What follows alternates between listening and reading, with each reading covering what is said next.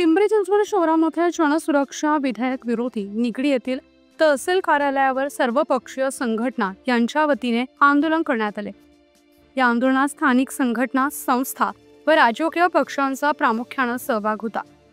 दरम्यान आंदोलक मानव कांबळे यांनी माध्यमांशी बोलताना सांगितलं की महाराष्ट्र सरकार राज्यामध्ये जनसुरक्षा विधेयकाच्या नावाखाली सरकारच्या चुकीच्या धोरणांच्या विरुद्ध आंदोलन करणाऱ्या, त्याबद्दल लिहिणाऱ्या आणि व्यक्त होणाऱ्या कार्यकर्त्यांच्या विरुद्ध एक जनविरोधी कायदा आणू इच्छित आहे।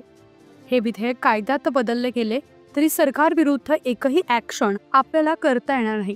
या कायद्यानंतर सामाजिक क्षेत्रात काम करणाऱ्या कुठल्याही कार्यकर्त्याला विना सूचना, विना चौकशी जेलमध्ये टाकण्याचं स्वातंत्र्य सरकारला मिळणार आहे। आणीबाणीपेक्षाही अतिशय विदारक परिस्थिती त्यामुळे समाजात निर्माण होऊ शकते। या विधेयकाला विरोध करणं ही आपली संविधानिक जबाबदारी आहे। त्यासाठी पिंपरी चिंचवड शहरातील सर्व पुरोगामी पक्ष व सामाजिक संघटनांच्या वतीनं या जनसुरक्षा विधेयकाला विरोध करण्यासाठी 2 आयोजित करण्यात आले। या आंदोलनामध्ये आपण सर्वांनी सहभागी होऊन लोकशाहीचे व संविधानाचे आणि आपल्या मूलभूत अधिकारांचे रक्षण करण्याचे काम करण्यात आले आहे। सुरक्षा विधेयक रद्द झालंच पाहिजे। मुर्दाबाद मुर्दाबाद मुर्दाबाद मुर्दाबाद। छत्रपती शिवाजी महाराज की, छत्रपती संभाजी महाराज की जय जिजाऊ।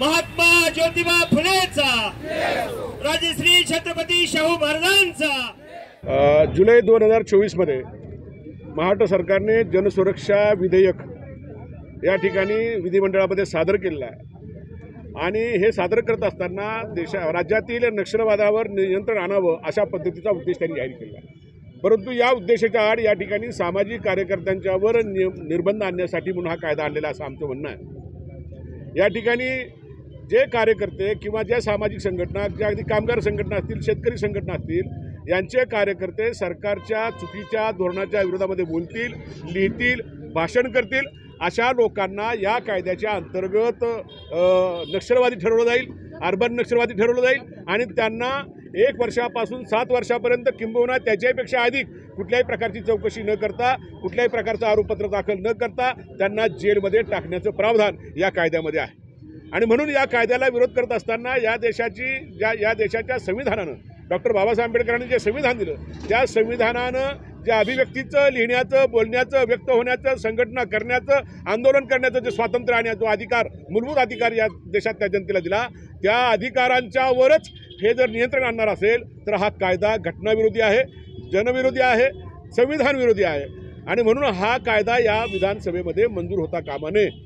कदाचित मिळालेल्या 5वी बहुमताच्या आधारावर किंवा त्याच्या आधारानं हे विधेयक कायद्याच्या स्वरूपामध्ये मंजूर होऊ सुद्धा शकेल, पण या राज्यातली जी सर्वसामान्य जनता आहे, शेतकरी आहेत, कष्टकरी आहेत, कामगार आहेत, शेतमजूर आहेत, या सगळ्या लोकांनी, रस्त्यावर काम करणारे लोक आहेत, हातगाडी पथारीचा व्यवसाय करणारे लोक आहेत, रिक्षाचा व्यवसाय करणारे लोक आहेत, या सगळ्या लोकांच्या मूलभूत अधिकारांच्यावर नियंत्रण येऊन त्यांना जेलमध्ये टाकण्याचा जर प्रावधान या कायद्यामध्ये असेल तर याचा विरोध आपल्याला करावा लागेल। तो कायदा झाला तरी सुद्धा याचा आपल्याला विरोध करावा लागेल आणि तो विरोध करण्यासाठी म्हणून, तो निषेध नोंदवण्यासाठी आणि राज्यपालांना या सरकारनं हा कायदा करू नये अशा पद्धतीचा आदेश द्यावा यासाठी म्हणून राज्यपालांना निवेदन आम्ही या तहसीलदारांच्या मार्फत आम्ही देत आहोत। आणि अशा पद्धतीनं हा जो कायदा आहे, जनसुरक्षा विधेयक जे आहे, त्याचं कायद्यामध्ये रूपांतर होऊ नये अशी आमची सर्वांची, या शहरातल्या सर्व सामाजिक संघटनांची, सर्व पुरोगामी विचारानं काम करणाऱ्या राजकीय पक्षांची ही मागणी आहे, आग्रह आहे आणि हे निवेदन आम्ही आता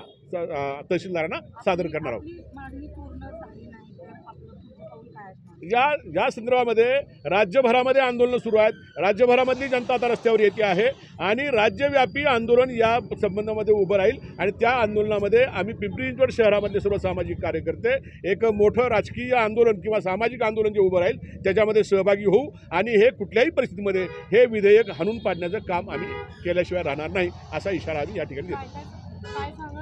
या आंदोलनामध्ये स्वराज अभियान महाराष्ट्र राज्य, त्याचबरोबर छावा मराठा युवा महासंघ,